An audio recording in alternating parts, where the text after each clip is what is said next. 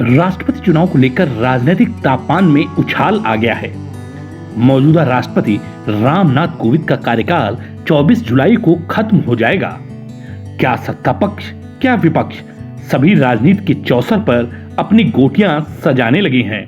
लेकिन एक सच्चाई ये भी है कि संसद के दोनों सदनों और राज्यों की विधानसभाओं में भाजपा और उसके गठबंधन की ताकत को देखते हुए इस पद पर एनडीए के उम्मीदवार का चुना जाना लगभग तय है। भाजपा की ओर से रणनीतिक कमान पीएम नरेंद्र मोदी और अमित शाह संभाले हुए हैं। सूत्रों के मुताबिक राष्ट्रपति चुनाव को लेकर मोदी ने मंत्रियों की टीम भी गठित कर दी है।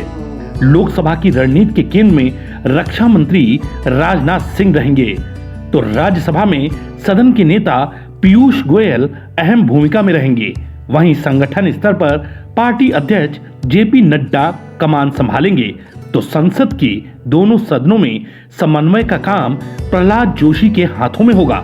राज्यों में जहां बीजेपी की सरकार है और जहां उसके सहयोगी दलों की सरकार है, वहां मुख्यमंत्री अपने दल और गठबंधन के साथ मोर्चा संभालेंगे, जबकि इनके ऊपर धर्मेंद्र प्रधान की भी पूरी निगरानी रहेगी।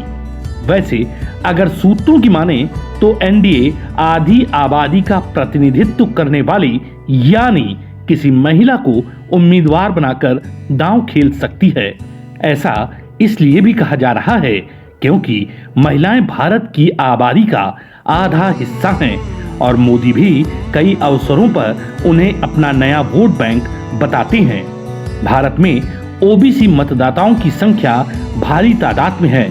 हाल के चुनावों में कई बड़े ओबीसी नेता भाजपा छोड़कर गए, लेकिन ओबीसी मतदाताओं ने बीजेपी में ही अपनी आस्था जताई।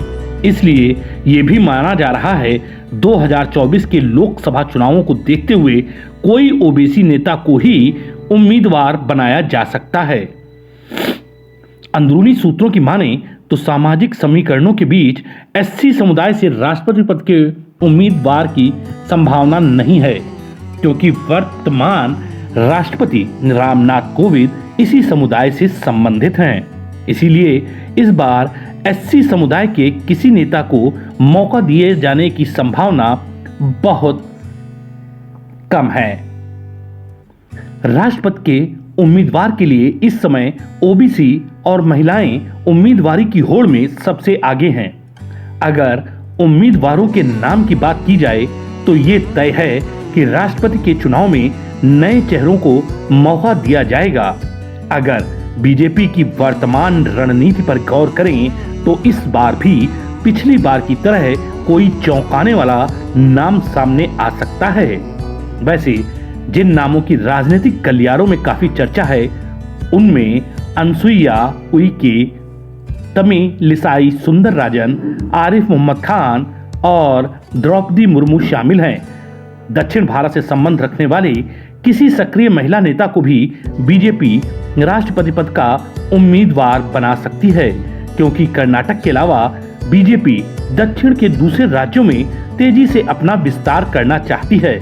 जहां तक उम्मीदवारों के नाम का सवाल है तो इसके लिए जुलाई तक इंतजार करना होगा, यानी जब नामांकन भरने की तारीख नजदीक आएगी।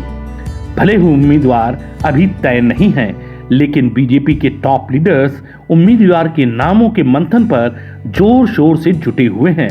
संसद के दोनों सदनों व राज्य विधानसभाओं के आंकड़ों को देखते हुए केंद्र में सत्तारूढ़ भाजपा और उसके गठबंधन एनडीए को लगभग 9,000 वोटों की कमी दिख रही है।